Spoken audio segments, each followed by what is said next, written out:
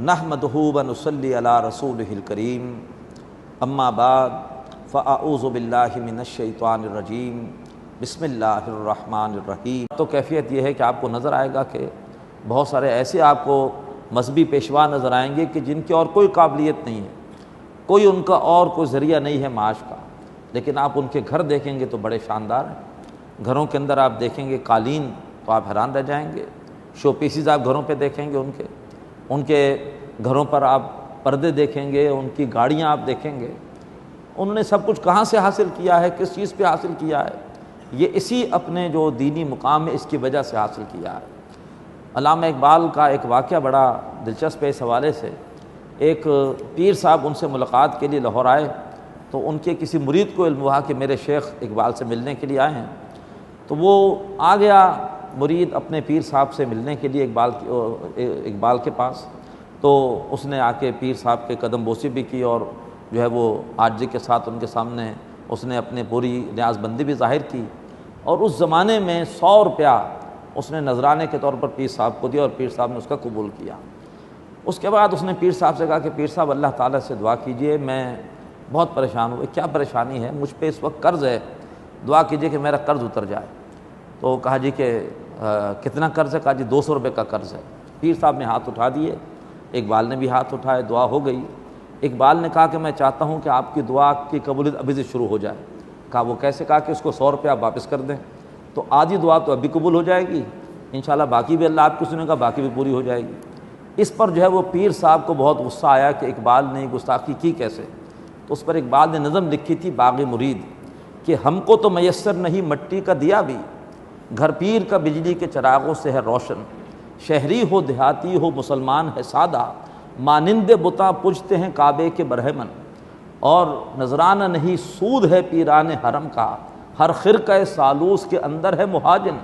یہ ان کا نذرانہ نہیں، ان کا سود ہے یہ، اور میراث میں آئی ہے انہیں مسند ارشاد، زاغوں کے تصرف میں عقابوں کا نشیمن۔ تو یہ سلسلہ ابھی بھی چل رہا ہے، بہت سارے نام نہاد روحانی پیشوا ہیں، ان کا دین سے، شریعت سے، نمازوں سے، سنت سے کوئی تعلق نہیں ہے، لیکن جو ہے یہ بہت بڑے روحانی پیشوا ہیں۔ اپنے چہرے کا دیدار کراتے ہیں تو اس پہ جو ہے وہ لاکھوں روپے ان کے لیے جمع ہو جاتے ہیں، اور اس کے بعد یہ ہے کہ روحانی پیشوا اپنے اتنے ہزار مریدوں کے ساتھ کبھی شامل ہو گئے فلاں پارٹی میں، کبھی شامل ہو گئے فلاں پارٹی میں۔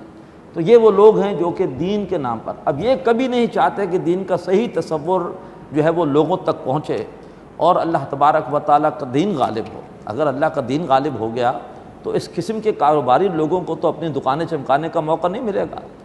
اس وقت تو پھر کسی کو جرأت نہیں ہوگی کہ وہ اللہ اور بندے کے درمیان واسطہ وسیلہ بن کے اور جو ہے وہ غریب لوگوں کی کمائی کو لوٹے اور ان کو یہ تاثر دے کہ تم بڑے گناہ گار ہو، ہم بڑے پہنچے ہوئے ہیں اور ہمارے ذریعے سے ہی تمہاری دعائیں قبول ہوں گی۔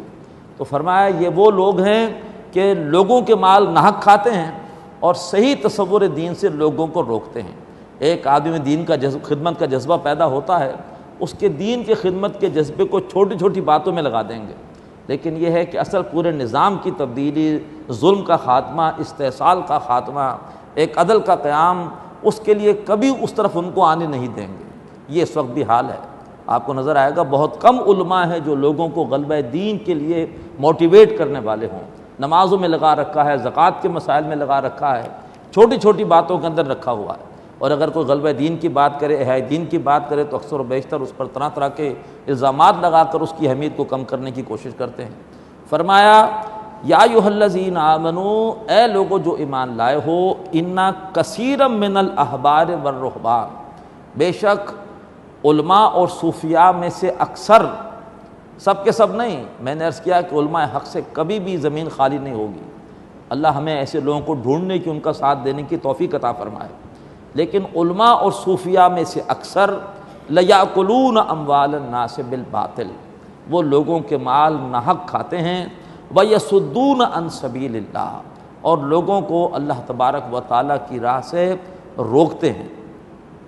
والذین یکنزون الذھب والفضہ، اور وہ لوگ جو کہ جمع کرتے ہیں سونا اور چاندی، ولا ینفقونھا فی سبیل اللہ، اور اس کو اللہ تعالیٰ کی راہ میں خرچ نہیں کرتے، فبشرہم بعذاب علیم، تو ایسے لوگوں کو اے نبی خوشخبری سنائیے، انہیں بشارت دیجئے کس چیز کی؟